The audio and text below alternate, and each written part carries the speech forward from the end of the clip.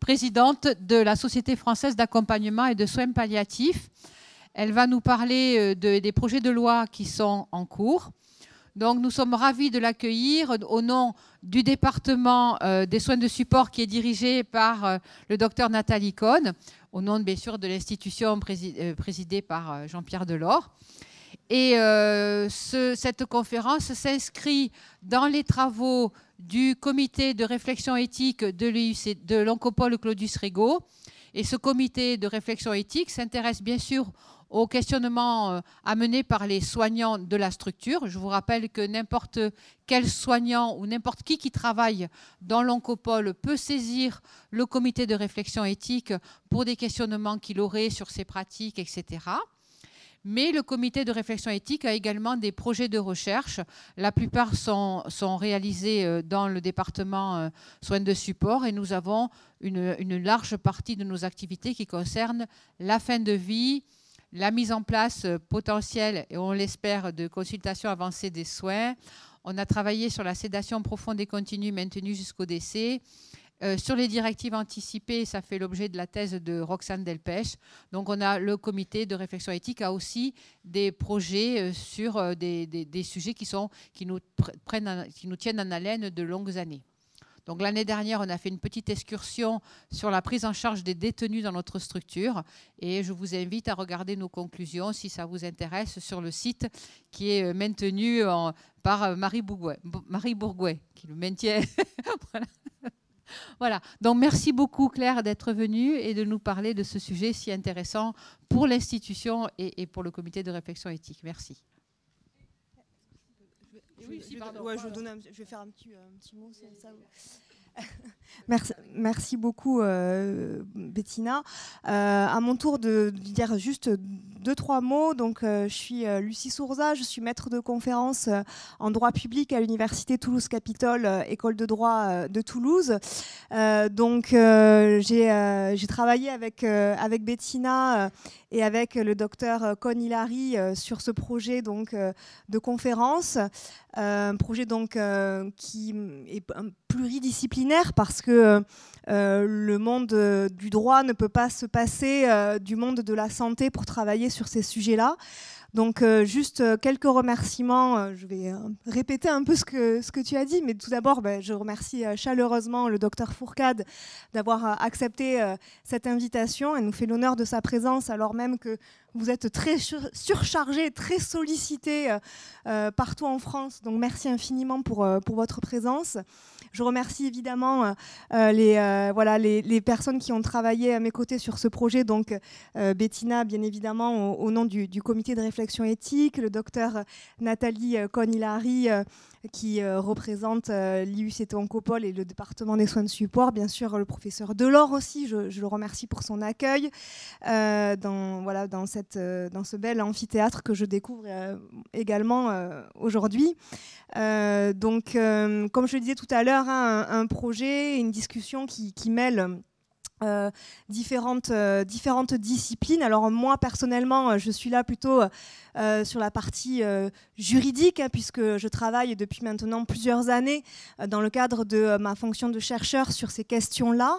Je travaille avec beaucoup d'intérêt, beaucoup de passion et donc la discussion actuellement sur les 2 propositions de loi qui sont pour l'instant au stade de la petite loi, puisqu'ils ont été votés en première lecture, comme vous le savez, à l'Assemblée nationale au mois de mai dernier.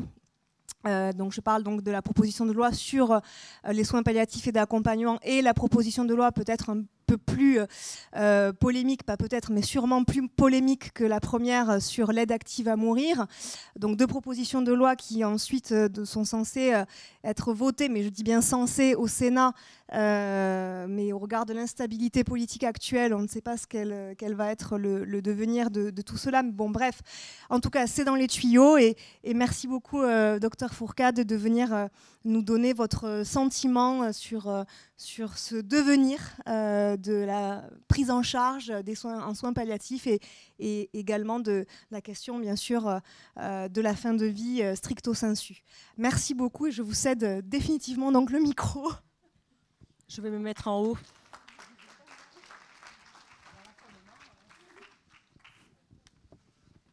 Alors, je ne me mets pas en haut pour vous regarder de haut, mais juste pour vous voir. Et juste pour précision, je ne suis plus présidente de l'ASFAP depuis le mois de juin. C'est le docteur Ségolène Perruchio qui a pris la succession. Merci beaucoup de votre invitation. Je suis heureuse de partager ce moment avec vous. Je ferai tout pour soulager les souffrances. Je ne prolongerai pas abusivement les agonies. Je ne provoquerai jamais la mort délibérément. Je ne remettrai à personne une drogue mortelle si on me la demande, ni ne prendrai l'initiative d'une telle suggestion. Donc vous avez tous reconnu le serment d'Hippocrate, 2500 ans, donc 500 ans avant Jésus-Christ. Ce qui est intéressant, ce n'est pas de savoir s'il est immuable et s'il doit bouger, mais c'est de se dire qu'il y a 2500 ans, on se posait déjà exactement les mêmes questions qu'aujourd'hui, c'est-à-dire est-ce qu'on peut demander à mourir et est-ce qu'on doit le demander à un soignant. Et donc je trouve que c'est intéressant de replacer le débat d'aujourd'hui dans cette histoire longue, parce que voilà, on a l'impression parfois que c'est nos sociétés modernes qui se posent ces questions. Or, vous voyez que pour que Hippocrate apporte cette réponse-là, c'est bien qu'on se posait déjà exactement la même question. Est-ce que c'est le boulot du médecin? Alors peut-être que ce qui est nouveau, c'est que pendant à peu près 2500 ans, moins 20 ans, on a répondu que non, ce n'était pas le boulot des médecins et que là, on se pose la question. Mais en tout cas, je trouve vraiment important de se dire que cette question-là est une question probablement de l'humanité et pas juste une question du moment ou de la conjoncture actuelle, mais que c'est des questions très profondes. Et donc, c'est normal qu'elles nous agitent et qu'elles nous préoccupent. Et il est probable qu'on ne va pas trouver la réponse aujourd'hui avant 2 heures. Donc c'est un débat qui est vieux comme le monde, mais en même temps qui a repris, en tout cas dans les pays occidentaux, de la vigueur dans les années 70, peut-être en écho à une période d'une médecine extrêmement triomphante et qui avait pu donner l'impression qu'elle allait vaincre la mort et dépasser la mort. Et puis la mort insiste et elle est toujours là. Et donc ce débat revient depuis les années 70. Et puis en France, alors de façon tout à fait artificielle, mais moi je daterai le début du débat actuel dans sa forme immédiate du 8 avril 2021, c'est-à-dire la discussion d'une proposition de loi portée par un tout petit groupe de députés mené par Olivier Falorni à l'Assemblée dans une niche parlementaire le 8 avril 2021, donc une discussion en une demi-journée dont l'article 1 de cette proposition de loi a été voté par 80% des députés présents dans une ambiance extrêmement dure et extrêmement violente. Avec, si vous voulez, c'est niche parlementaire, le principe c'est que si tout le texte n'est pas voté avant minuit, c'est comme le carrosse de Cendrillon, ça redevient une citrouille. Donc ils ont voté uniquement l'article 1 et donc cette proposition de loi n'est pas allée plus loin. Mais symboliquement, ça a marqué quelque chose et en particulier, je pense, pour les soignants et en particulier pour les acteurs de soins palliatifs, c'est venu dire que le quotidien dans lequel on travaille pouvait basculer en une demi-journée sans qu'on ait été du tout consulté et dans une ambiance très difficile. Donc bon voilà, on peut s'asseoir et pleurer et on peut aussi se dire que probablement, nous les soignants, on a une part de responsabilité dans la qualité du débat.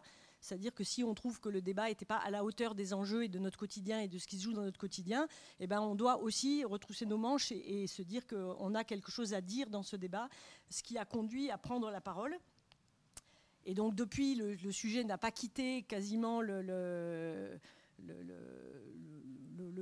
devant de la scène politique, avec beaucoup d'aléas. Alors pour ceux qui ont suivi de près, vous avez vu, pour les autres, la dissolution, voilà, proposition de loi qui a d'abord un projet de loi à ce moment-là du gouvernement qui a été discuté en 2024. La dissolution a mis fin. On a repris au printemps. Donc là, une première version maintenant, c'est une proposition de loi. Donc pour ceux qui, la différence, c'est que le projet de loi est porté par le gouvernement, la proposition de loi est portée par les députés. Donc actuellement, c'est une proposition de loi qui a été voté en première lecture le 27 mai avec un vote pour. Donc je parle de la... Excusez-moi. On avait au départ un projet de loi qui était à la fois soins palliatifs et aide à mourir, qui a été scindé en deux. Donc on a maintenant 2 propositions de loi, une sur les soins palliatifs et une sur le droit à l'aide à mourir, c'est le titre. La proposition de loi sur les soins palliatifs a été votée à l'unanimité. On va y revenir un petit peu après. Et la proposition de loi sur le droit à l'aide à mourir a été votée par 54% des députés présents. Donc pour mémoire, le 8 avril 2021, c'était 83% des députés présents qui avaient voté la proposition de loi. Donc vous voyez qu'en 4 ans, les choses ont bougé. Ça veut dire que le débat collectif quand même enrichit le débat et permet de le nuancer et en tout cas de peut-être d'en mieux saisir les enjeux et la complexité. Donc la proposition de loi a été votée en première lecture. Elle devait arriver en première lecture au Sénat le 7 octobre. Les débats en commission des affaires sociales du Sénat devaient démarrer lundi dernier. Ils ne peuvent pas démarrer tant qu'il n'y a pas de gouvernement, donc ils n'ont pas démarré. Il ne peut pas y avoir de conférence des présidents pour fixer l'agenda tant qu'il n'y a pas de gouvernement. Et donc, pour le moment, on ne sait pas du tout ce qui va se passer. Il semble quand même y avoir une volonté de reprendre les débats le plus rapidement possible au Sénat. Et puis, il y aura encore un aller-retour Assemblée-Sénat, puis probablement, comme ils ne se mettront pas d'accord, une commission mixte paritaire. Donc, encore beaucoup de temps avant qu'on ait un texte définitif.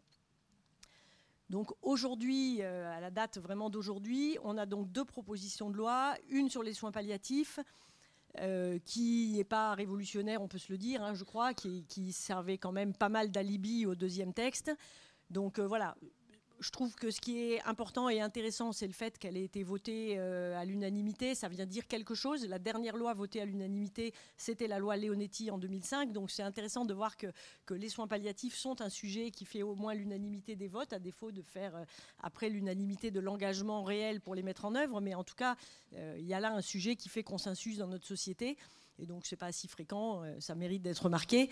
Voilà, mais donc une proposition de loi qui ne va pas changer de manière extrêmement importante le quotidien. Elle reprend la définition des soins palliatifs. Donc là, il y a eu une rude bataille pour reprendre le plus possible la définition de l'OMS, c'est-à-dire une définition internationale, et pour ne pas réinventer une définition française. Les soins palliatifs s'inscrivent dans une politique publique mondiale, et c'était important de le garder. Donc on a enlevé 2 choses de la définition, enfin les députés ont enlevé 2 choses de la définition internationale. C'est les soins palliatifs ne hâtent ni ne reculent la mort. Donc on voit bien dans le contexte du débat pourquoi ils l'ont fait. Et le 2e élément qui a été retiré et dont assez peu de gens ont noté l'absence, c'est le droit à un accès universel aux soins palliatifs. Donc on sait qu'en France, c'est seulement 50% aujourd'hui des patients qui en auraient besoin qui ont accès aux soins palliatifs. Et l'élément de la définition qui dit qu'ils doivent être accessibles pour tous a été retiré de la définition. Donc voilà, c'est difficile de ne pas y voir aussi un sujet d'inquiétude ou en tout cas de vigilance dans le contexte budgétaire dans lequel on est et dans le contexte politique. Le point nouveau, vraiment nouveau de ce texte de loi sur les soins palliatifs, c'est la création des maisons d'accompagnement qui sont des lieux intermédiaires entre l'hospitalisation et le domicile, des lieux qui doivent ressembler le plus possible à une maison et qui sont destinés à des patients qui pourraient être à domicile, dont l'état médical leur permettrait d'être à domicile, mais qui ne peuvent pas y être, soit parce que le domicile est inadapté, soit parce qu'ils sont seuls, souvent pour des raisons sociales, soit parce qu'il y a besoin d'un temps de répit pour les proches. Et donc c'est la création d'une nouvelle catégorie d'établissements qui est portée par la loi. Donc ça, c'est un élément vraiment important. C'était quelque chose qui manquait dans la filière de soins palliatifs. On a tous dans nos services de soins palliatifs des patients pour lesquels qu'on garde hospitalisés, simplement parce qu'il n'y a pas de lieu adapté pour les accueillir. Et donc, ce qu'on espère, c'est que ces maisons permettront à un certain nombre de patients d'être accueillis dans des lieux mieux adaptés que ce qu'il y a actuellement. Donc, tant qu'il n'y a pas de loi, il n'y a pas de création officielle, mais par contre, on a quand même beaucoup poussé pour que ça bouge, et donc il y a une expérimentation qui va être lancée. Normalement, le cahier des charges devrait être rendu public le 1er octobre, donc pour que des porteurs de projets, des équipes qui ont des projets puissent se porter candidates pour la création de 12 maisons de soins palliatifs en 2026. Et puis après, normalement, il devrait y en avoir 10 chaque année pendant 10 ans. Donc ça, c'est vraiment l'élément nouveau de la loi sur les soins palliatifs. Et puis, ce qui manque actuellement de façon majeure dans ce texte, c'est tout le volet sur la formation. Il y avait dans la proposition de loi un volet important sur la formation.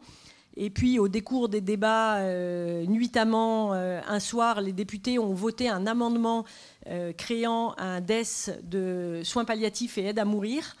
Donc, ça a été voté. Et devant enfin, je pense qu'il y a une prise de conscience tout d'un coup des députés de ce qu'ils venaient de voter, ils ont annulé tout l'article sur la formation pour éviter la création de ce DES soins palliatifs et aide à mourir, ce qui était quand même compliqué, hein, parce qu'on sait que les soins palliatifs, dans leur assez grande majorité, sont en difficulté avec la question de l'aide à mourir, et que confier aux soins palliatifs la responsabilité de l'aide à mourir et les nommer ensemble, il y avait quand même quelque chose qui était singulièrement violent et agressif. Et donc, du coup, c'est tout l'article sur la formation qui est tombé, mais qui va revenir probablement au Sénat. Donc voilà, une proposition de loi qui est tout à fait consensuelle chez les députés. Il y a tout pour ceux qui ont eu la curiosité d'y jeter un coup d'œil, il y a tout un volet sur le financement extrêmement ambitieux et extrêmement réjouissant pour les 10 prochaines années. Ça n'a aucune valeur, puisque ces lois-là n'ont aucun impact financier, que les seules lois qui peuvent porter un effet sur les finances, c'est le PLFSS, projet de loi de financement de la sécurité sociale, qui est annuel. Et donc, il va falloir chaque année se battre pour que les financements promis soient effectivement votés. Et donc ça va être une vigilance là aussi de chaque année. Et tout l'article de la loi sur ce est purement incantatoire, on peut dire. Donc ce qui est beaucoup moins consensuel, c'est la deuxième loi sur le droit à l'aide à mourir, donc, qui crée un droit créance sur le droit à demander une aide à mourir, qui dans sa forme actuelle, donc là je vais vous parler vraiment du texte tel qu'il est dans sa forme actuelle, mais ça va bouger, hein, est un droit au suicide assisté avec une exception d'euthanasie, on peut dire, hein, c'est de base, qui est un texte, donc l'essentiel du travail du Parlement au printemps a été d'essayer de fixer les critères d'accès à ce droit. Donc c'est la création d'un nouveau droit, et donc ensuite une réflexion sur les conditions d'accès à ce nouveau droit. Donc il y a 5 conditions qui ont été fixées, 5 critères. 2 critères qui sont des critères objectifs assez faciles à vérifier, c'est le critère d'âge et le critère de résidence en France. Bon là, ça ne porte pas beaucoup à débat. Et puis 3 critères qui sont plus complexes et qui ont donné lieu à beaucoup de débats et qui vont encore donner lieu à beaucoup de débats, qui est le fait d'avoir une maladie incurable avec un pronostic engagé, sans autre précision, entraînant des souffrances jugées insupportables par le patient, qu'il ait choisi de recevoir des traitements ou de ne pas en recevoir. Donc il y a eu des débats très importants autour de la question de ces critères. Donc il me semble que les points qui posent question dans le texte de loi qui arrive en discussion sont la question des critères, on va y revenir, la question de la collégialité. Donc le patient fait une demande orale et sans témoin. Donc ça, on est le seul pays au monde qui prévoit cette possibilité-là. Dans tous les pays qui ont légalisé une forme ou une autre d'aide à mourir, il y a soit une demande écrite, soit une demande devant un notaire, soit une demande avec des témoins pour un patient qui ne pourrait pas écrire. Mais la demande orale et sans témoin n'existe nulle part. Donc il fait une demande à un médecin, qui n'est pas forcément son médecin, à un médecin. Ce médecin doit demander le concours d'un deuxième médecin qui n'est pas obligé de voir le patient, et à un auxiliaire médical, là non plus sans précision, donc c'est très large, hein, cette question de l'auxiliaire médical. Il n'est pas précisé que l'auxiliaire médical devrait être sans lien hiérarchique avec le premier ou le second médecin. Et donc, le second médecin et l'auxiliaire médical rendent un avis que le premier médecin n'est pas tenu de suivre. Il est tenu de demander leur avis, mais pas de le suivre. Et donc, c'est le premier médecin qui prend la décision. Donc, l'ensemble de cette procédure doit se faire en moins de 14 jours. Il n'y a pas de délai minimal, mais le délai maximal est de 14 jours. La décision est restituée au patient qui a à ce moment-là 2 jours pour confirmer.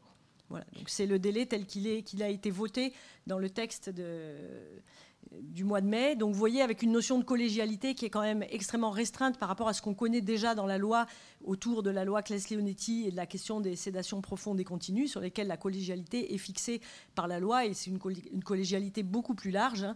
Donc là, c'est quand même difficile de parler de collégialité, puisque les 3 personnes considérées ne sont pas tenues de se rencontrer, et qu'elles ne sont pas tenues de voir le patient. Enfin voilà, c'est une forme quand même extrêmement minimale de collégialité. La question des délais est évidemment aussi un sujet. Il n'y a non plus aucun pays où les délais sont aussi courts, hein. La Belgique, c'est 30 jours, l'Autriche, c'est 3 mois. Donc on voit là qu'on est dans des délais qui sont extrêmement contraints, en particulier ne serait-ce qu'au regard du fonctionnement du système de la santé actuellement, hein.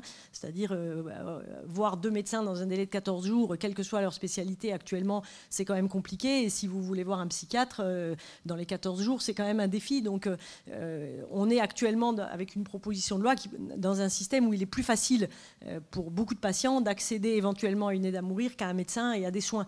Et donc là aussi, c'est quand même un point qui pose question, et en tout cas qui doit nous poser question pour la suite. Le texte prévoit une clause de conscience pour les médecins, avec assortie de l'obligation de trouver quelqu'un pour remplacer le médecin qui ne souhaiterait pas s'engager dans cette procédure. La clause de conscience est valable aussi pour les infirmiers, puisque les infirmiers ont aussi la possibilité de faire le geste. C'est beaucoup plus flou pour les autres professionnels de santé, et les pharmaciens sont exclus de la clause de conscience. De façon, c'est écrit comme ça. Donc ils sont formellement exclus de la possibilité d'accéder à la clause de conscience. Dans le texte, on a également un délit d'entrave qui a été mis en place, c'est-à-dire n'importe quelle personne professionnel ou un proche ou n'importe quelle personne qui tenterait d'entraver l'accès à l'information ou à la réalisation d'une aide à mourir peut se voir condamné. Le délit d'entrave a été aggravé pendant les discussions à l'Assemblée. Donc ça, c'est un point, il n'y a pas de délai d'incitation, mais il y a par contre un délit d'entrave qui est une vraie question à la fois pour nous soignants du quotidien, c'est-à-dire à quel moment on peut être poursuivi pour ce délit d'entrave, et puis surtout une difficulté très importante pour les psychiatres autour de la question de la prévention du suicide, jusqu'où l'activité de prévention du suicide qui pour les psychiatres est vraiment dont l'objectif est vraiment de dissuader les gens de vouloir mourir. Comment on peut rendre compatible à la fois l'exercice de la prévention du suicide et puis la question de ce délit d'entrave. Je vais très vite, je m'excuse parce que l'objectif c'est qu'une fois que je vous ai fait ce tableau, on puisse avoir un temps d'échange, donc je ne veux pas vous priver de ce temps-là. Donc un texte qui donne beaucoup de pouvoir aux médecins, qui met en même temps beaucoup de responsabilités sur le médecin et beaucoup d'enjeux sur le médecin. Donc on travaille depuis 25 ans, 30 ans à travers les lois de bioéthique à déconstruire le pouvoir médical, à essayer de rééquilibrer la relation soignant-soigné, à essayer de redonner la parole aux patients. Et on voit là qu'on est dans un texte qui redonne aux médecins énormément de pouvoir, puisque c'est le médecin qui décide, c'est le médecin qui doit être présent tout le long de l'acte. Donc c'est de nouveau un retour du pouvoir médical extrêmement important et un élément potentiel de déséquilibre de la relation soignée extrêmement important. Alors, il me semble que ce qui est le plus intéressant dans le débat tel qu'il est actuellement, c'est la question des enjeux, d'essayer pour nous de réfléchir autour des enjeux de ce débat et d'être au clair avec les enjeux, peut-être plus que le détail des propositions de loi qui vont bouger, le Sénat va faire bouger, enfin il va y avoir beaucoup de modifications encore, mais par contre les enjeux, ils restent. Les demandes de mort existent, nous avons affaire avec des demandes de mort, elles existent depuis toujours et on le voit avec Hippocrate, et elles existeront même si la loi change. Et donc la question qui se pose à nous tous, c'est comment notre société répond à cette demande de mort. Aujourd'hui, notre société a fait le choix de répondre non à celui qui demande à mourir, que ce soit par le suicide ou que ce soit autour de la question de la fin de vie, de la maladie grave et de la demande d'euthanasie. La société répond non. Si une personne fait une tentative de suicide, on la réanime. Si une personne est en fin de vie et demande à mourir, la société dit non. Et donc, la question, c'est est-ce qu'on change la réponse de notre société à cette demande de mort? Et si on la change, quels enjeux, quels impacts, qu'est-ce que ça implique? Donc c'est vraiment important parce que, il me semble, de le tracer comme ça. La question n'est pas de remettre en cause la demande de mort. La demande de mort existe, elle est toujours légitime, elle doit toujours être entendue, elle n'appelle aucun jugement. Et notre boulot à nous, soignants, c'est d'entendre ces demandes de mort, d'essayer de les comprendre et de voir comment on y répond. Et ça, je crois que c'est vraiment important parce que parfois, dans le débat, c'est assez flou. La question n'est pas de dire que c'est pas bien de demander à mourir ou qu'on ne doit pas demander à mourir. La question, c'est de savoir comment nous, comme société, et pas nous soignants, mais comment nous, comme société, on écoute, on répond à ces demandes de mort. Et donc ça, je crois que c'est vraiment très important. On est aujourd'hui dans une société qui répond non à la demande de mort. Si cette réponse change, ça a un impact. Et il me semble que ça a un impact à 3 niveaux. Ça a un impact d'abord sur l'État. C'est la question de la loi. Au fil des débats, une fois dans une interview, le président de la République a répondu que l'objectif, c'était de supprimer toute souffrance. Voilà. Est-ce que l'État peut s'engager par la loi à supprimer toute souffrance? Cette promesse me paraît illusoire. La souffrance me paraît inhérente à la condition humaine. On voit assez mal, je pense qu'on en a tous fait l'expérience d'une façon ou d'une autre, on voit mal comment la fin de vie serait exempte de toute souffrance, comment c'est juste dans cette partie-là de la vie, sauf à en faire une partie de la vie complètement détachée de la vie elle-même, comment cette partie-là de la vie pourrait être exempte de toute souffrance. Donc il y a là un engagement qui paraît d'emblée difficile à tenir. Pour ceux que ça intéresse de creuser ce sujet-là, il y a un tract Gallimard, donc tout petit, un petit texte d'Olivier Rey qui s'appelle « L'idolâtrie de la vie », qui est absolument passionnant. Alors après, on peut lire plus long si on veut, mais ce petit texte, il donne un très bon résumé de comment, depuis 300 ans, notre société s'est construite à attendre de l'État et de la loi qu'il réponde à la question de la souffrance. On ne doit pas avoir de famine, on ne doit pas avoir... voilà. Et c'est ça qui nous amène aujourd'hui à ce qu'un président puisse dire que l'objectif de cette loi est de supprimer toute souffrance. Et donc, je pense que le premier enjeu, il est pour l'État. Et on l'a bien vu dans les débats qu'il y a eu. L'essentiel des débats, il me semble, c'est concentré sur cette question-là. On crée un nouveau droit, qui est le droit d'être aidé à mourir, parce qu'on souffre. Comment on trace la ligne qui sépare les souffrances qui donnent droit, qui donnent accès à ce nouveau droit, et les souffrances qui n'y donnent pas accès. Et toute la question sur les critères, ce que je disais tout à l'heure, c'est comment on trace la ligne, où est-ce qu'on trace la ligne de séparation entre les souffrances qui donnent accès à ce nouveau droit et celles qui n'y donnent pas accès. Et on voit bien dans les débats à l'Assemblée à quel point c'est difficile et c'est complexe de tracer une ligne claire qui nous permette ensuite, à nous soignants, de répondre à un patient, mais oui, vous avez droit ou vous n'avez pas droit. On voit bien que le critère de maladie incurable est un critère extrêmement large, puisque l'ensemble des ALD sont dans l'ensemble des maladies incurables. Ça fait 14 millions de Français. On voit bien que la question du pronostic engagé est une question, là aussi, compliquée, surtout quand on n'y amène aucune précision. La HAS a travaillé pour essayer de voir ce qu'on pouvait répondre sur la question du moyen terme, du court terme, et a conclu que la question du moyen terme, c'était impossible à définir, qu'il n'y avait pas moyen pour nous, soignants, de faire des pronostics de façon individuelle, de façon fiable. Donc on voit bien que tous ces critères sont extrêmement flous, laissent une très large part à la subjectivité médicale, à la subjectivité de celui qui reçoit la demande. La souffrance est évidemment un critère individuel et subjectif, et c'est bien heureux, hein, mais on voit bien qu'il est très difficile de tracer une ligne claire entre les souffrances qui peuvent donner accès et les souffrances qui ne peuvent pas donner accès. Et du coup, c'est ça aussi qui permet de mieux comprendre ce qui se passe dans d'autres pays qui ont précédé la France sur la question de la légalisation, où parfois on parle de dérive. Et il me semble qu'il n'y a pas de dérive, il y a juste que cette question de la ligne qu'on trace est une position qui n'est pas tenable dans la durée. C'est-à-dire qu'une fois que vous faites une ligne, il y a toujours quelqu'un qui va se trouver de l'autre côté de la ligne et qui va vous dire « mais moi je souffre aussi, il n'y a pas de raison que ma souffrance ne soit pas entendue ». Au nom de quoi ma souffrance à moi serait moins importante que la souffrance des gens à qui vous avez donné accès à ce nouveau droit.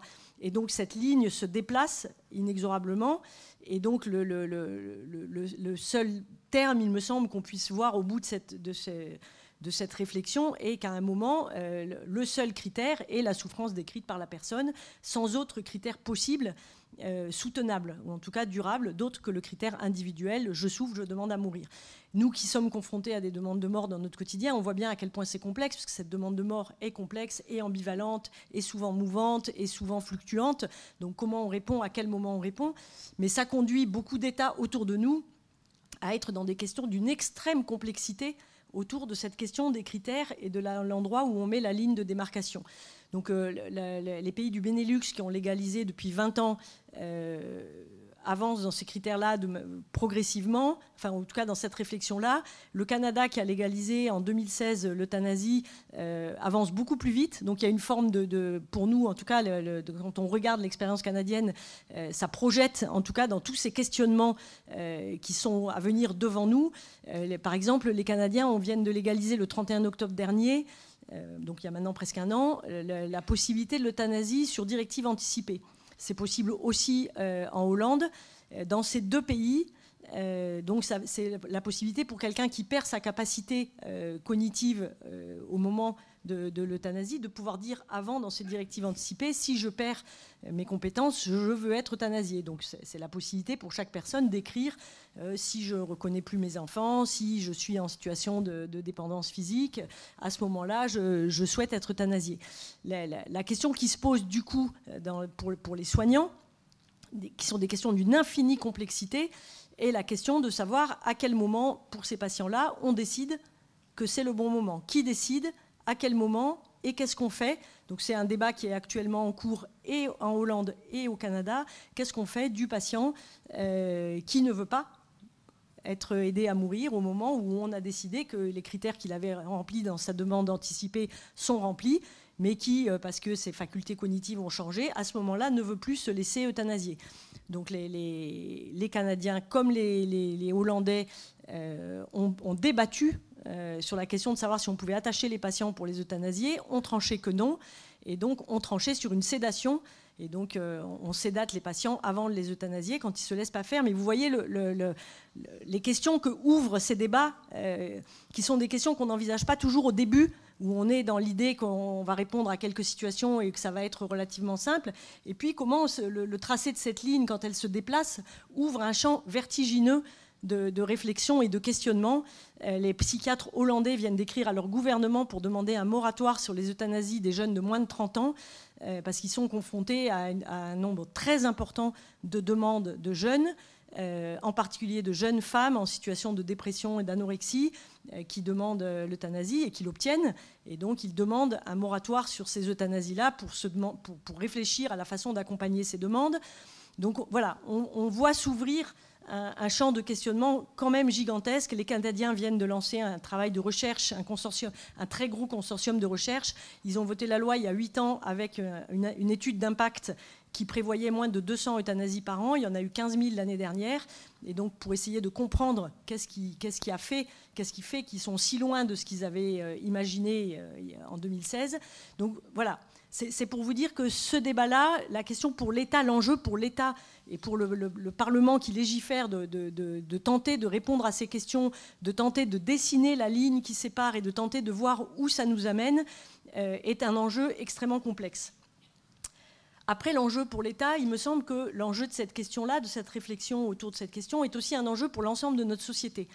C'est-à-dire quelle société on veut, qu'est-ce qu'on dit, comment on fonctionne, qu'est-ce que c'est l'autonomie pour nous, qu'est-ce que c'est l'indépendance, est-ce qu'on souhaite une société de l'indépendance et de la liberté ou une société de l'interdépendance et de la fraternité, comment on pose ces sujets-là, comment on les réfléchit tous ensemble, collectivement. Ce n'est pas seulement la question des députés, ce n'est pas seulement la question des soignants, c'est une question pour l'ensemble de la société, sur le modèle de société qu'on veut. Est-ce que l'autonomie, c'est de savoir faire seul, ou est-ce que c'est de savoir quand est-ce qu'on a besoin des autres, comment on pense ces questions-là ensemble. Il me semble qu'il y a là aussi un défi particulièrement important, urgent, et d'une réflexion qui dépasse simplement le monde soignant ou le monde politique.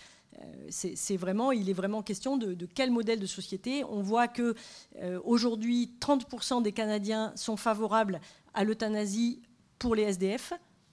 Donc sans pathologie, le fait d'être SDF, pour 30% des Canadiens, devrait être un motif suffisant pour demander l'euthanasie. Donc vous voyez que le changement législatif, l'inversion de la norme produit aussi des effets sur la société et que ces effets-là sont importants à discuter collectivement, à réfléchir collectivement et à penser. Parce que voilà, on signe pas seulement pour maintenant, mais ces changements-là sont des changements qui doivent nous amener à penser collectivement. Et puis pour finir, bien sûr, le troisième enjeu, c'est l'enjeu pour les soignants, évidemment. À mon avis, pour 2 raisons. Les soignants ont pris la parole dans ce débat. La première raison pour laquelle on a pris la parole dans ce débat, c'est qu'on n'est pas seulement concerné, mais on est impliqué. C'est-à-dire que nous accompagnons la fin de vie au quotidien, quels que soient les services dans lesquels on travaille. Il y a très peu de soignants qui ne sont pas concernés par la question de la fin de vie du tout. On peut y être confronté plus ou moins souvent et dans des conditions différentes. Mais en tout cas, cette question nous concerne et on prend la parole dans le débat, non pas parce qu'on a des convictions ou des opinions, mais parce qu'on a une expérience et des compétences. Et que cette expérience et ces compétences nous paraissent utiles pour enrichir le débat collectif. Ça nous paraît important que les députés qui discutent, et quand on a trouvé que le débat de 2021 était indigent, c'était aussi quelque chose qui nous était renvoyé à nous. Si on ne partage pas ce qu'on vit dans notre quotidien de soignant, que la demande de mort, c'est quelque chose de complexe, que nous, on ne voit pas arriver des gens debout qui disent je voudrais mourir pour des raisons philosophiques, mais qu'on voit arriver des gens qui souffrent et puis qui, à un moment, veulent mourir, à un moment, veulent plus mourir. Enfin, si on ne partage pas cette complexité-là, si on ne la travaille pas, si on ne communique pas autour de ça, le débat ne peut pas se tenir de façon complète. Et donc, on a une responsabilité dans la qualité du débat, on a une responsabilité dans la parole qu'on porte, et c'est ça qui nous a amenés à prendre la parole dans ce débat-là. C'est la deuxième raison pour laquelle on prend la parole dans ce débat-là, c'est que c'est quand même aussi à nous qu'on compte faire porter la responsabilité et de la décision et de l'accompagnement du geste, que ce soit la prescription, que ce soit l'injection. Et donc, il me semble légitime aussi qu'on puisse en dire quelque chose, puisqu'on va se trouver en première ligne. Dans d'autres pays, les soignants sont beaucoup plus à l'écart. C'est le cas, par exemple, de la Suisse ou de l'Autriche, où les soignants sont très à l'écart des procédures. En Suisse, c'est un notaire qui valide, c'est une commission ensuite qui délivre un permis. Donc les soignants interviennent comme experts, mais sont très éloignés de la démarche. En Suisse, c'est des bénévoles. Les soignants ont interdiction de participer à un suicide assisté, en tout cas dans le cadre de leur travail. Ils peuvent le faire à titre bénévole en dehors du travail, mais pas au travail. Donc on voit bien que chez nous, en France, où le soignant est impliqué à toutes les étapes, puisque les soignants doivent être présents pendant la réalisation de l'acte, on est donc légitime à avoir quelque chose à en dire, il me semble, ou en tout cas à prendre la parole dans ce débat. Et donc c'est important, je pense, pour nous tous, de réfléchir à ces questions, d'essayer de les comprendre, d'essayer de se demander pas si on est pour ou si on est contre, mais qu'est-ce qu'on est prêt chacun à faire, quels impacts ça aura sur nous, sur nos équipes, sur les institutions dans lesquelles on travaille, comment ça va se gérer, comment ça peut s'organiser. Je disais à quelques-unes de mes amies d'ici que ce matin, l'ASFAP a reçu une convocation à la DGOS pour travailler sur la modification des certificats de décès, comment on va refaire les certificats de décès une fois que la loi sera votée. Une loi, pour le moment, qui n'a fait qu'un passage à l'Assemblée. Donc, vous avez vu qu'il y a un chemin législatif qui est encore très long, mais déjà, on nous convoque à réfléchir à qu'est-ce qu'on va mettre sur le certificat de décès. C'est écrit dans la convocation, les décès qui font suite à une sédation profonde et les décès qui font suite à une aide à mourir. Est-ce qu'on doit y aller ? Est-ce que les soignants doivent être présents ? Qu'est-ce qu'on doit y dire ? Au nom de quoi on y va ? Qu'est-ce qu'on porte comme parole ? Donc vous voyez qu'on est convoqué à cette réflexion et ça va continuer. Hein. Les questionnements pour nous vont être permanents. Hein. Et qui va faire la formation ? Qui va enseigner ? Qui va faire les protocoles de mise en œuvre ? Enfin voilà, nous soignants, on va être forcément impliqués dans cette réflexion-là, qu'on soit favorable ou défavorable. Hein. On va y être tous convoqués. Et donc, il me semble important de réfléchir collectivement et c'est pour ça que je trouve que c'est important d'aller vers les soignants et d'échanger ensemble parce que assez souvent, quand on n'a pas le nez dedans, ça reste comme une question un peu philosophique ou un peu théorique, mais nous, les soignants, on va y être convoqués de manière extrêmement pratique et donc on va avoir à faire face à ces questionnements ensemble. Voilà, les directeurs d'établissement sont tenus d'organiser la mise en œuvre. Donc dans un établissement petit où il n'y a pas forcément de médecins prêts à le faire, peut-être favorable mais prêt à le faire, comment on fait ? Est-ce qu'on déplace les patients ? Est-ce qu'on fait venir des gens de l'extérieur ? Comment ça se travaille avec les équipes ? Enfin voilà. Et donc il me semble que la question pour nous soignants, elle est quand même essentielle. Et si on est là majoritairement, j'imagine, soignants, c'est parce qu'on a envie de réfléchir à ces questions-là. Et donc, dans les enjeux de ce débat, il y a l'enjeu pour les soignants. On est quand même en ce moment dans un monde du soin qui, globalement, même s'il y a d'heureuses exceptions, est quand même un monde du soin qui est en grande difficulté à beaucoup d'endroits. Beaucoup de soignants sont en question sur le sens de leur métier. Qu'est-ce qu'on fait avec tout ça ? Comment est-ce que ce débat, est-ce que cette nouvelle loi va aider ou freiner ? Est-ce qu'elle va mettre des soignants davantage en difficulté ou peut-être pour certains proposer des solutions qu'ils attendaient ? Enfin, tout ça est à discuter et est à mettre en débat de façon très importante. Tout ça s'inscrit aussi chez nous, pour conclure, dans un cadre législatif qui nous permet aujourd'hui, qui nous interdit l'obstination déraisonnable, qui permet à un patient de refuser un traitement et qui nous impose à nous soignants de soulager quoi qu'il en coûte, y compris si ça doit raccourcir la vie. C'est ce qu'il y a dans la loi actuellement. Une loi qui est extrêmement mal connue, souvent peu ou mal appliquée. Et donc, le débat vient aussi chez nous en France dans ce cadre législatif spécifique qui n'est pas le même dans d'autres pays, qui n'avaient pas ces lois-là. Donc, la loi n'arrive pas sur un terrain vierge de questionnement sur ces sujets-là. Donc, comment on fait avec la loi actuelle, comment on fait actuellement et comment on fera si la loi change. C'est ce sujet, il me semble, sur lequel je vous propose qu'on puisse avoir un temps d'échange avant ceux qui reprennent le travail, qu'on puisse, soit que je réponde plus précisément à vos questions parce que je suis allée un peu vite, mais qu'on puisse aussi entendre les questions que vous, ça vous pose et les remarques que ça vous inspire. Merci.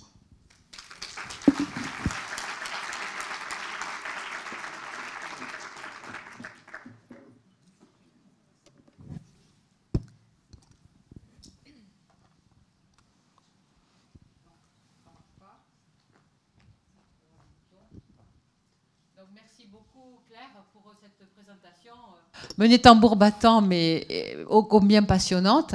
Donc ben voilà, la parole est dans le public maintenant. Qui c'est qui veut réagir ou poser une question? Donc la première est la plus difficile. Donc voilà, vous avez la parole. Est-ce que quelqu'un veut se lancer? Allez, une question là-bas. Bonjour, j'avais une question par rapport au... Vous parliez des directives anticipées tout à l'heure dans d'autres pays. Dans la loi qui est prévue actuellement en France, est-ce qu'il y a des choses prévues pour les personnes qui seraient en déficit mental au moment où il pourrait y avoir la question de cette demande pourrait se poser? Alors, il y a plusieurs choses. Donc, ce qui est prévu dans la loi actuelle en France, alors le débat a été très, très virulent à l'Assemblée, donc ça peut bouger. Hein, tout ce que je vous dis, c'est vraiment en l'état d'aujourd'hui, mais ça peut bouger, parce que les amendements ont été votés à très, très, très, très courte majorité, parfois à une voix. Donc il y a eu des discussions sur la question des directives anticipées, la possibilité de demander l'aide à mourir sur directive anticipée qui ont été rejetées.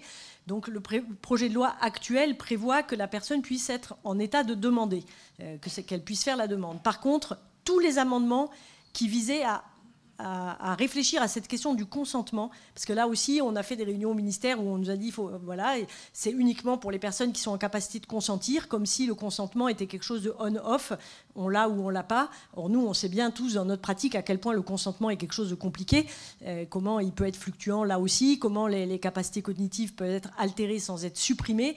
Et donc tous les amendements qui portaient à encadrer cette question autour du consentement, demander l'avis il y avait un amendement, c'était demander l'avis d'un psy si on a un doute sur la capacité à consentir, ont été rejetés tous. Donc l'euthanasie est clairement et explicitement ouverte aux personnes souffrant de déficit mental. Pour les personnes qui sont sous tutelle, le tuteur doit être informé, mais il n'a pas d'avis à donner, il doit simplement être informé de la demande par la personne. Donc vous voyez là aussi que toutes ces questions autour de la protection des personnes sont extrêmement importantes et fragiles. Cette loi, elle pose vraiment des questions sur l'impact sur les personnes vulnérables et fragiles. Quelle incitation, à quel moment la loi est une forme d'incitation pour les personnes vulnérables ou fragiles à demander à mourir? On sait que dans les pays où la loi existe, une des premières causes de demande, c'est le sentiment de peser sur les proches et d'être un poids pour la société. Donc quel message envoie notre société à ces personnes-là et comment on accompagne? Il y a une question ici. Dans la même idée un petit peu de faciliter finalement l'accès aux patients sans que le supposé vilain médecin ne se mette en travers, j'ai cru voir aussi que les proches n'ont pas du tout à être avertis, sont pas du tout impliqués dans quoi que ce soit. Donc voilà, je voulais quand même peut-être qu'on en parle, parce que là le tuteur finalement il est au moins averti.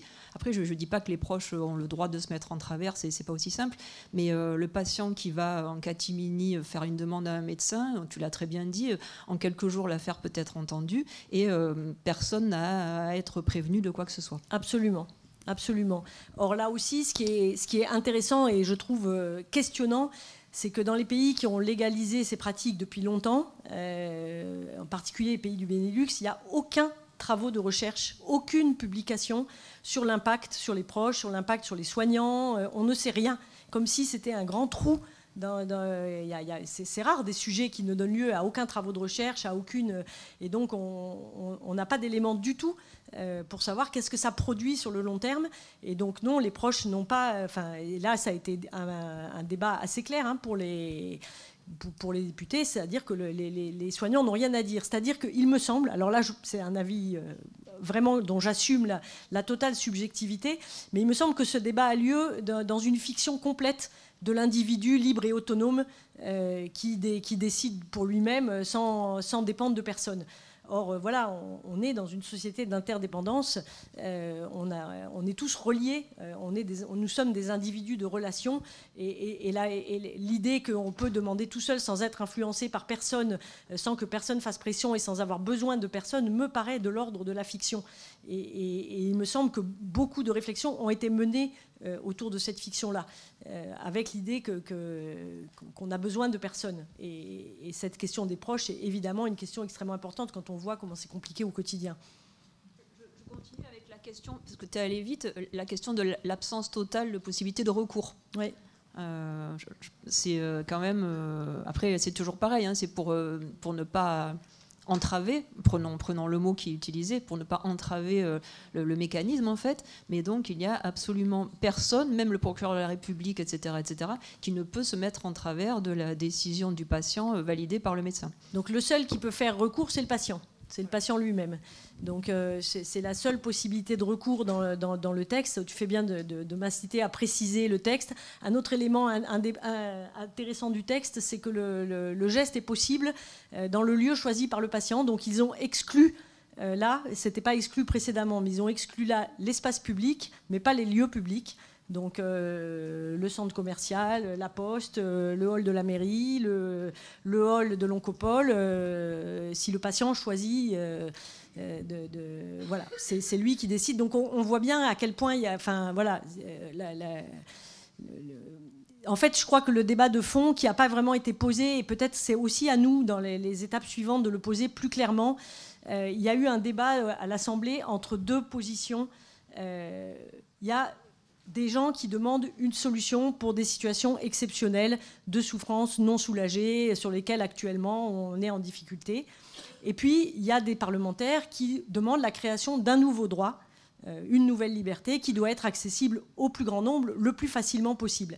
Et la difficulté, quand les enjeux ne sont pas posés de façon suffisamment claire, c'est que tout le long du débat, c'est la figure du souffrant qui a été au premier plan, du patient oncologique décharné en grande souffrance physique ou du patient SLA enfermé dans son corps et condamné à une mort par étouffement, qui ont été au premier plan pour, en fait, un texte qui, il me semble, est beaucoup plus du côté du nouveau droit ouvert le plus largement possible et sur lequel rien ne doit faire obstacle, qui est en fait le fond de ce texte. Et je pense qu'il faut éclaircir absolument ça dans ce qui vient, parce que sinon on va se trouver dans la même situation que les Canadiens, c'est-à-dire on pense voter, c'est d'ailleurs toujours les chiffres qui nous sont renvoyés, mais vous inquiétez pas, il y en aura moins de quelques centaines par an. Il n'y a absolument aucune raison que le même texte que les Canadiens ne produise pas le même effet en France, c'est-à-dire chez nous 45 000 euthanasies par an. Donc on n'est pas du tout dans le registre de l'exception. Et donc là aussi, c'est les députés qui votent, on est en démocratie, il n'y a pas de sujet là-dessus, mais par contre, c'est important que le débat soit clair et que les termes soient posés de façon claire. Les Autrichiens, qui ont voté il y a 3 ans une loi sur le suicide assisté, assument d'avoir voté un texte d'exception. Ils ont donc un texte d'une très grande complexité. La mise en œuvre est complexe et c'est un choix de leur Cour suprême et de l'ensemble des parlementaires, c'est-à-dire qu'il faut demander l'avis de 2 médecins et d'un notaire, et puis il faut attendre 3 mois, et puis il faut redemander un avis. Voilà. Et toutes les demandes d'élargissement ont été refusées par la Cour suprême parce que ça doit rester une solution exceptionnelle.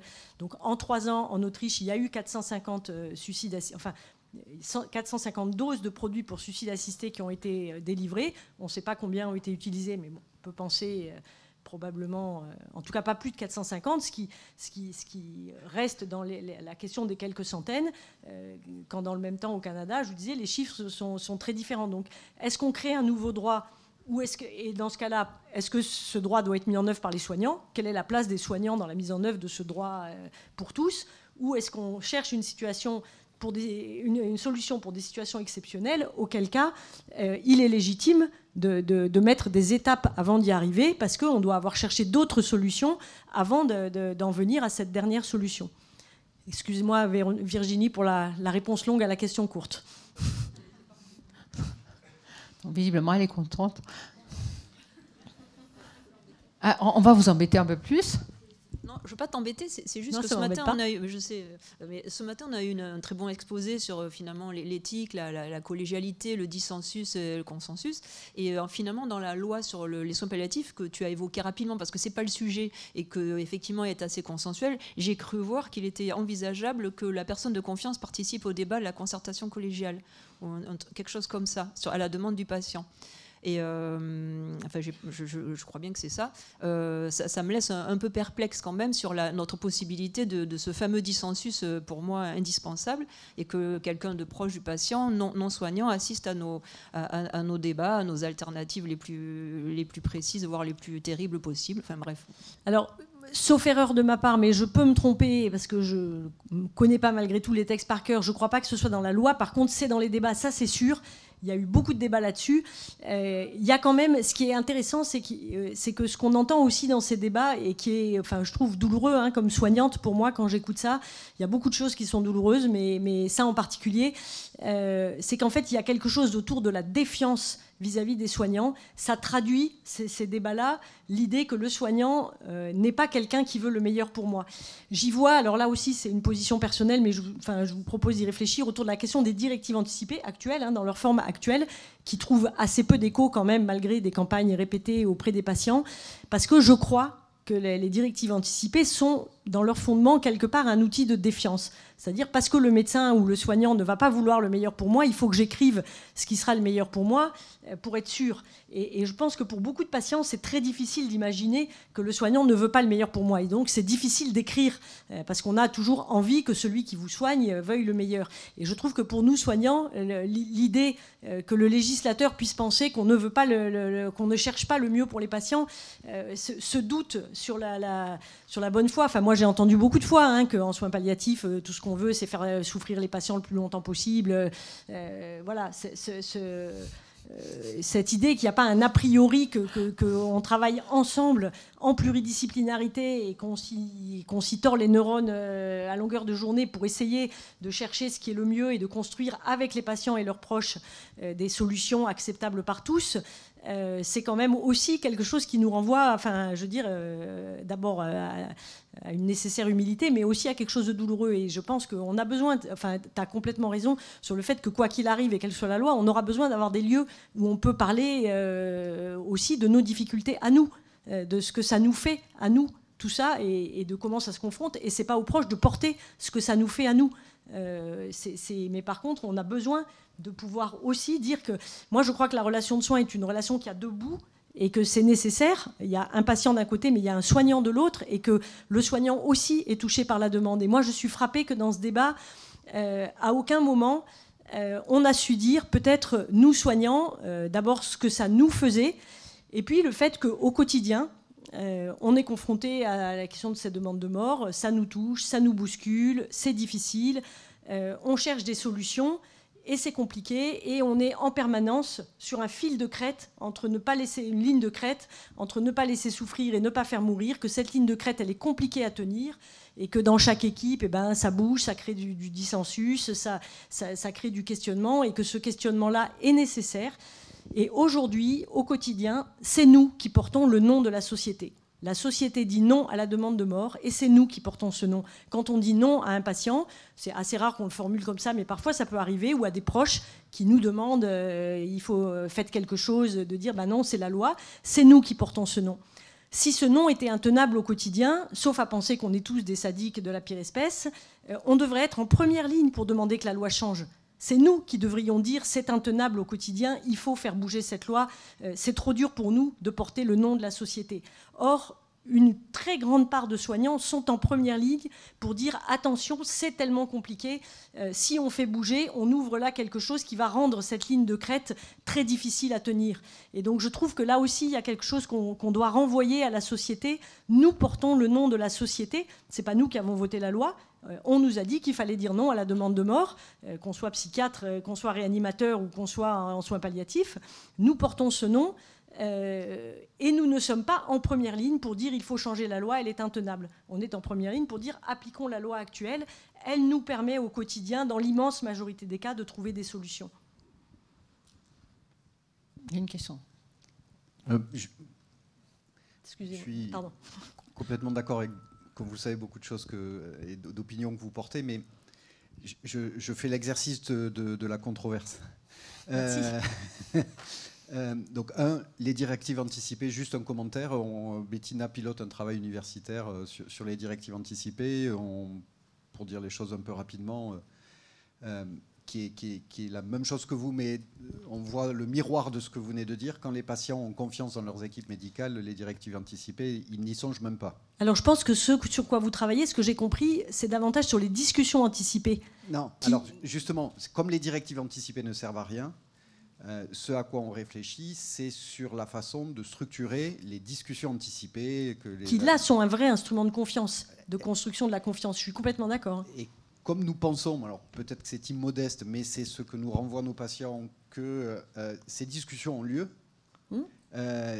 Dès lors, y a aucun d'entre eux ne signe des directives anticipées. Et pour le dire différemment par l'exemple, les seuls patients que j'arrive à convaincre de faire des directives anticipées, c'est ceux qui vivent loin de l'oncopole, dans une ville où il n'y a pas d'unité de soins palliatifs qui peut les accueillir, en leur disant si vous arrivez aux urgences un jour, ce que je ne peux pas prédire, il faut que vous puissiez montrer à l'équipe médicale qui va vous accueillir ce que vous souhaitez, si pour des raisons X ou Y, c'est compliqué d'entrer en contact avec eux.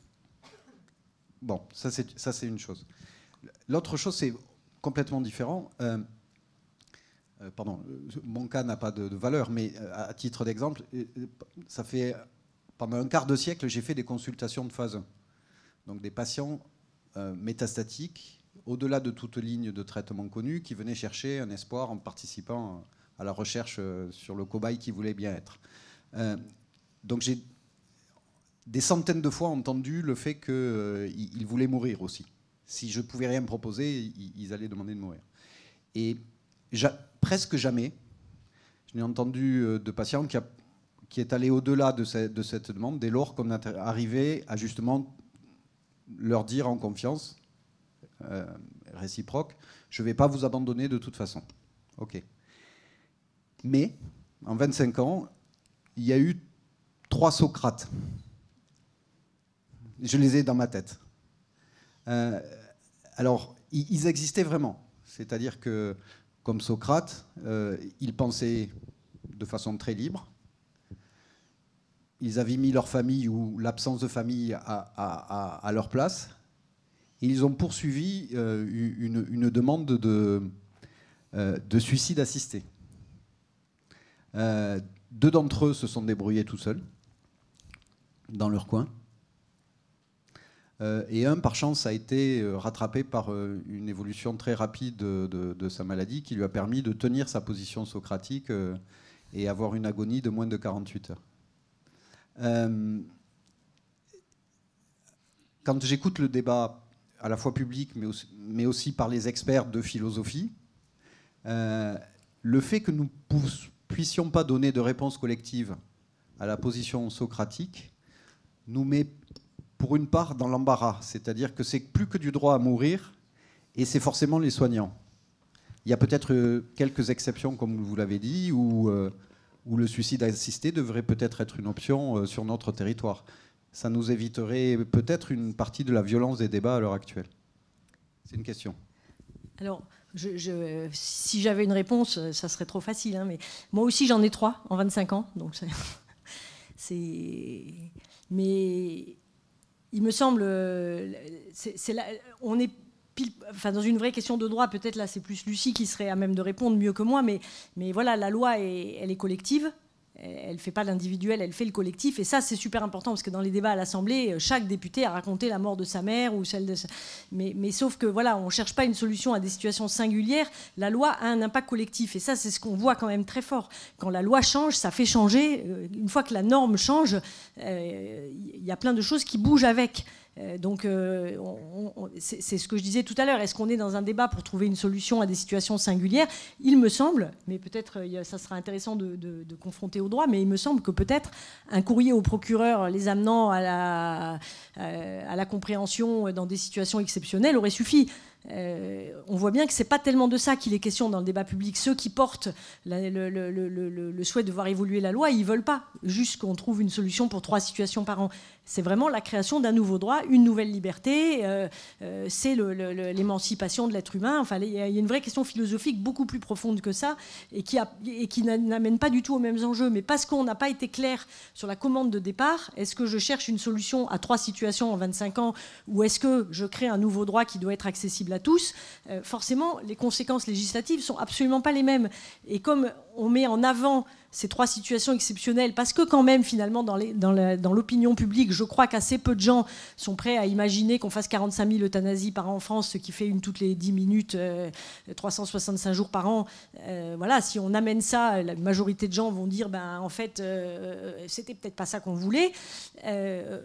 On met donc en avant ces 3 situations en 25 ans, mais ce que la loi crée actuellement dans sa forme actuelle, il me semble, c'est pas du tout ça.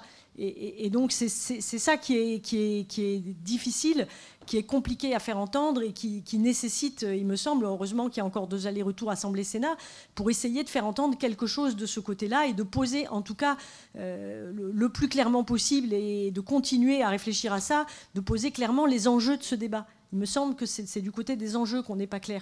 Parce qu'après, l'idée de se dire qu'on a besoin de trouver des solutions, voilà, elle est partagée par tout le monde, c'est compliqué, mais qu'est-ce qui se passe, qu'est-ce qui va se passer si la loi change telle qu'elle est prévue aujourd'hui, quel message elle envoie à tous ceux qui sont éligibles et qui sont extrêmement nombreux.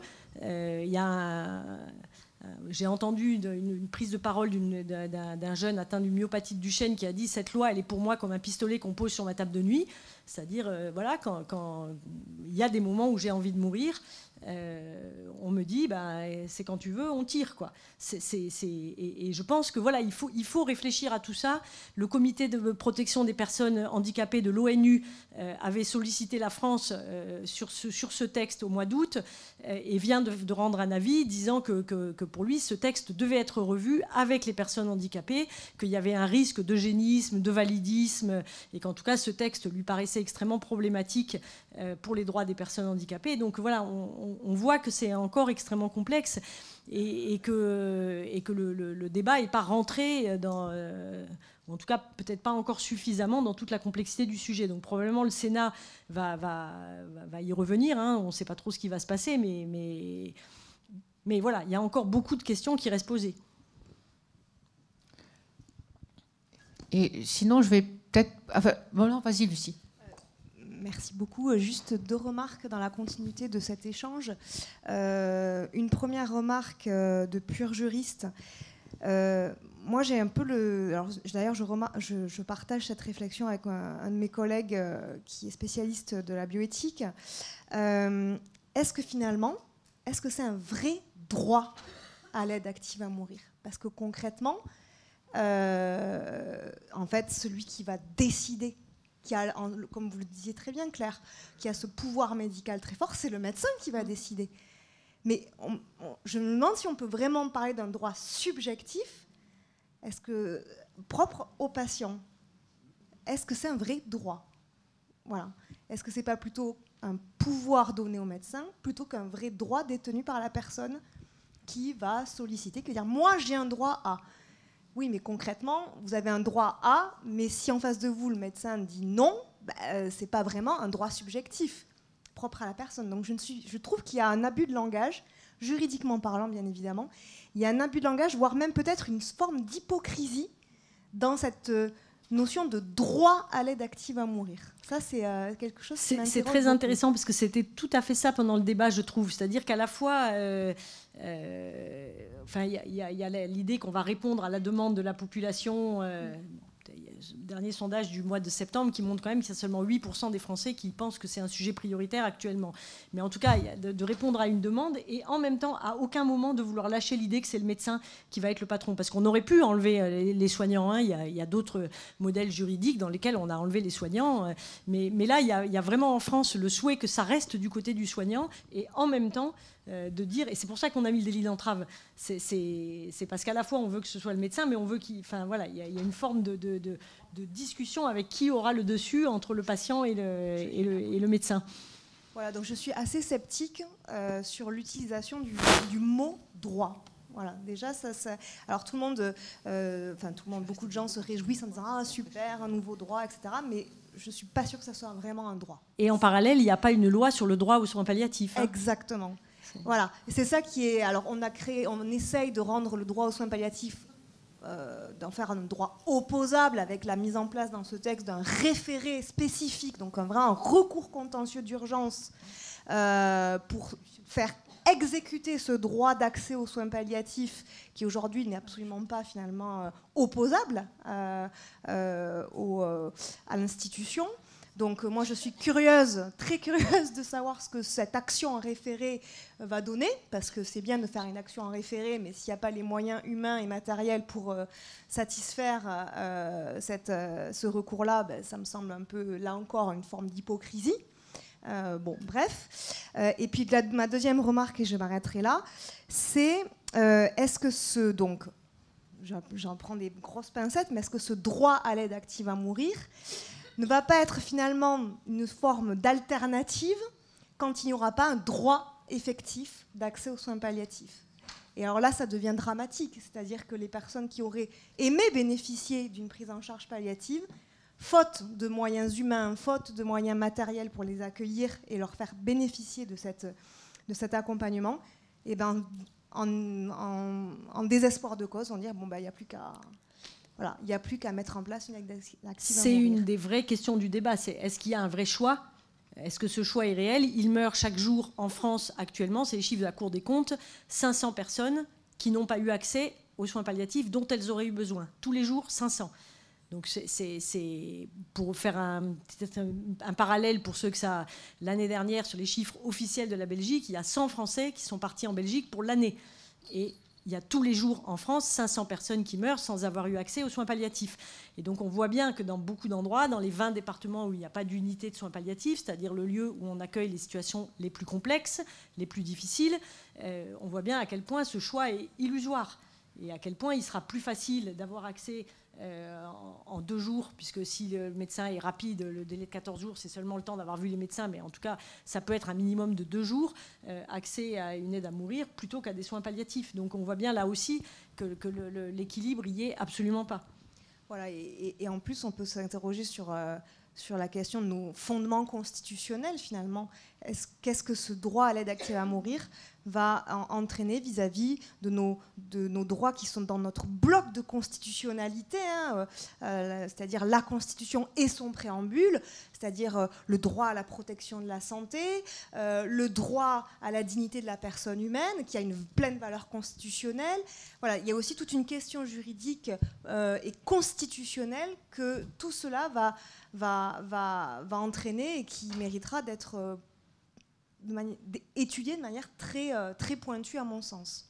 Mais bon, voilà, j'en arrêterai là sur ces 2 remarques. Donc. On a 2 questions ici, une par Marie, une par moi. Alors, une remarque, du coup, simplement sur la question du droit à, peut-être par 2 expériences. D'abord, le fait que dans la loi actuelle, il y a la question du droit à la sédation profonde et continue maintenue jusqu'au décès. Et je pense qu'elle est reçue comme telle, en fait, et que l'expérience d'équipe mobile qu'on peut avoir, c'est que justement, comme elle est reçue comme un droit à, c'est qu'une fois que la demande a été formulée et que nous sommes sollicités, par exemple, pour une procédure collégiale, eh bien, le patient, il a déjà pris son dernier repas avec sa famille, en fait. Tout est déjà... Puisqu'on a droit à, ce sera obligatoire. La procédure ne peut pas se placer en faux. Donc, en fait, c'est aussi une forme de pression énorme, je trouve. Donc, effectivement, quid d'un droit à l'aide à mourir? Si on y rajoute un délit d'entrave, évidemment, je ne préfère ne pas y penser. Et ensuite, peut-être sur toujours la question du droit à, on peut aussi penser aux expériences qu'il y a eu justement, alors si je ne dis pas de bêtises, mais Claire, tu vas t'en rappeler mieux que moi, mais de cette jeune femme de 23 ans avec un syndrome de stress post-traumatique en Belgique qui était demandeuse d'une euthanasie, qui a été, entre guillemets, expertisée par plusieurs médecins et où il y a eu 3 ou 4 refus avant qu'un médecin finisse par accepter. Donc je pense que la question du droit à, elle pousse à répéter les demandes et à ne pas s'arrêter au refus, en fait. Absolument. Et moi, je vais avoir une question je change complètement de contexte. Je pense aux chercheurs. Quand on a fait de la recherche dure toute sa vie, en fait, on recherche la molécule qui va permettre de prolonger la vie de 2 mois d'un patient.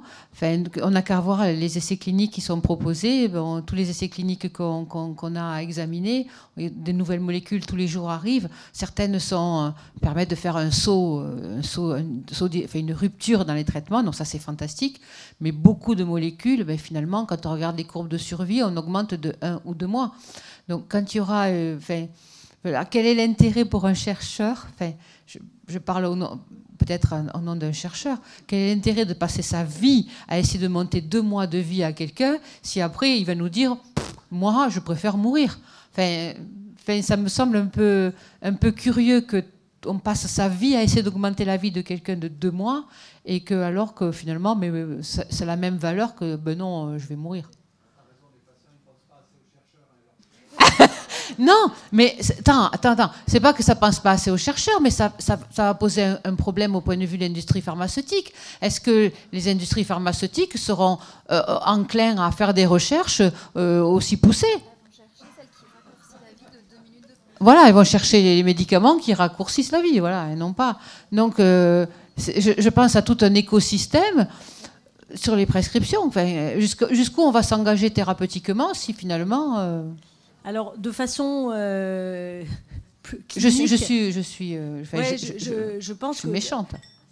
En tout cas, ce que dit la clinique, c'est que assez souvent, quand même, la demande d'euthanasie, elle est une conséquence de l'obstination déraisonnable. Elle est rarement un renoncement aux soins. Et je pense que la question de la limitation des soins, la question du raisonnable, la question de qu'est-ce qu'on peut faire et qu'est-ce qu'on ne peut pas faire, jusqu'où c'est raisonnable de faire ou de ne pas faire, je pense que ces questions-là, peut-être aussi, on ne les a pas assez creusées, nous, les médecins, les soignants, autour de ces questions-là, parce que moi, je crois beaucoup ce que disait Jean-Pierre tout à l'heure, la question du non-abandon, c'est-à-dire de dire on sera là quoi qu'il arrive jusqu'au bout, on ne vous laissera pas tomber, elle est essentielle. Et Marie, dans ce que tu dis, il y a un point, alors moi je trouve que ça serait intéressant qu'on creuse, c'est aussi les différences de demande des patients selon la géographie. Alors moi je travaille dans un département rural extrêmement pauvre, c'est le plus pauvre de France, où nous n'avons quasiment jamais... Enfin, moi, j'en ai jamais eu, je crois, de patients qui arrivent en disant j'ai droit à la sédation. Quand on met en place des sédations, c'est toujours nous qui proposons, qui expliquons que ça existe et que c'est possible, mais je n'ai jamais vu de patient arriver en réclamant ses droits. Or, je sais, parce qu'on discute, on échange, que c'est très différent dans des milieux, dans des plus grandes villes, où les gens sont davantage avertis de leurs droits. Et donc, c'est intéressant de voir comment aussi la question du droit vient... l'offre crée la demande et la connaissance de ces droits conduit à ces demandes, et donc comment aussi le changement de loi fait influer les demandes. Je pense même que il y a un aspect encore à creuser à mon sens, et nous c'est aussi une question qu'on se pose beaucoup, c'est que même en milieu urbain, je ne suis pas sûre qu'ils soient forcément mieux informés, mais on se fait une mission, et c'est notre rôle de soignant d'informer. Moi, ma question, elle est la nuance qu'il existe entre informer et inciter, en fait. Et en fait, c'est nous, à mon sens, bien sûr, nous soignants en informant, je crois que c'est peut-être nous qui faisons naître cette sensation du droit à, en fait. Et un des éléments, c'est très juste ce que tu dis, et un des enjeux du débat qui, pour le moment, on n'a pas réussi à se faire entendre, c'est la question de est-ce que donner la mort est un soin ? Si ça rentre dans le cadre du soin, on voit bien que le Canada, c'est ce qu'ils ont décidé, ils appellent ça d'ailleurs le soin. Madame Machin, elle va recevoir le soin demain à 14h. À partir du moment où ça devient un soin, c'est obligatoire pour les soignants canadiens de le présenter dans le panel des soins. Vous pouvez avoir de la chimiothérapie, de la radiothérapie, des soins palliatifs ou l'euthanasie. Et c'est obligatoire. Et donc forcément, on voit bien là à quel point la frontière est ténue. Et à quel point, pour un patient qui est en situation de fragilité, à un moment difficile, comment c'est compliqué et comment là, chaque mot a son importance. Et pour revenir sur la situation de la jeune femme que tu évoquais, c'est la répétition de ce type de demande qui conduit actuellement les psychiatres hollandais à demander un moratoire, tellement ils sont inquiets de la multiplication. Je crois que ça a été multiplié, ça a augmenté de 30% l'année dernière, les demandes par des jeunes, et donc en particulier des jeunes femmes avec des profils psychologiques assez similaires, souvent victimes de violences dans leur jeunesse, avec souvent des parcours assez facilement repérables, et des demandes d'euthanasie qui se multiplient et qui sont acceptées actuellement. Et donc ça pose question.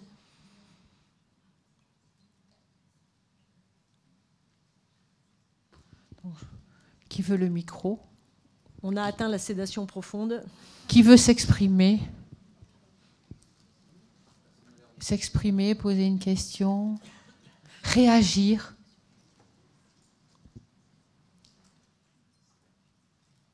Bon, j'espère ne pas vous avoir trop assommé avec cette perspective. C'est vrai que c'est compliqué et que parfois c'est un peu déstabilisant quand on fait la liste des questions qui sont posées. Le débat va encore durer plusieurs mois, voire plus, et donc c'est aussi l'occasion d'approfondir, de continuer à creuser, de continuer à discuter, à échanger. En particulier pour ceux que ça intéresse, la SFAP propose plusieurs outils. Il y a une série de webinaires sur la demande de mort, comment entendre la demande de mort, un groupe de travail qui travaille sur Wish to Ascend Death, comment analyser les demandes de mort. Il y a un outil qui a été proposé pour toutes les équipes soignantes hors soins palliatifs sur comment discuter en équipe de ces sujets-là. C'est des sujets difficiles à aborder en équipe, et donc un petit outil très simple mais qu'on a testé à plusieurs endroits et qui marche très bien pour parler de ça en équipe, parce que c'est pas facile. Souvent, déjà avec soi-même, on n'est pas à l'aise, mais encore plus de se dire en équipe. Or, on sait que pour beaucoup de soignants, il y a la crainte que ça crée des divisions dans les équipes. Et donc, ces outils-là, et puis il y a d'autres choses qui sont en cours de construction pour accompagner les équipes dans la réflexion et pour pouvoir penser ensemble ces questions-là sans se retrouver après dans nos équipes en conflit les uns avec les autres, et d'ajouter encore de la difficulté à ce qui va déjà être complexe. Donc, n'hésitez pas à solliciter, à utiliser toutes ces ressources, elles sont là pour vous.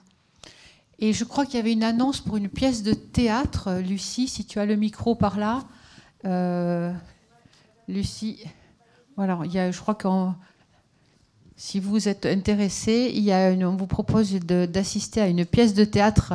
Donc Claire a dit que c'était très drôle. Merci.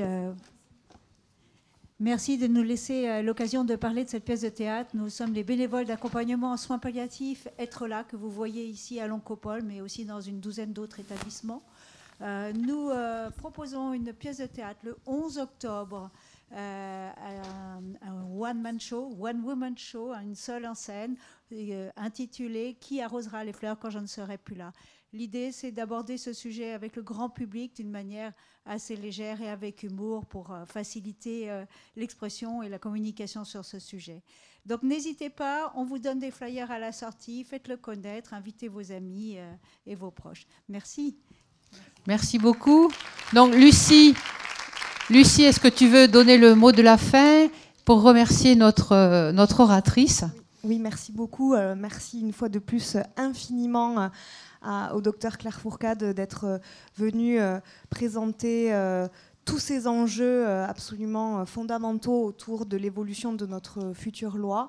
Enfin, futur, on verra. Hein. On verra, on ne sait pas de quoi demain est fait, mais bon, on verra bien ce qui ressortira de l'Assemblée nationale et du Sénat dans les prochains mois en tout cas. Ça a été vraiment très bénéfique, je pense, pour tout le monde de refaire un point sur l'état du droit en vigueur et de faire cette analyse prospective à la lumière des droits étrangers. C'est important toujours de faire ce travail de droit comparé est absolument essentiel et cela va nous permettre, je l'espère, à toutes et à tous d'aborder ce débat qui va probablement ressurgir dès lors qu'on aura enfin un nouveau gouvernement.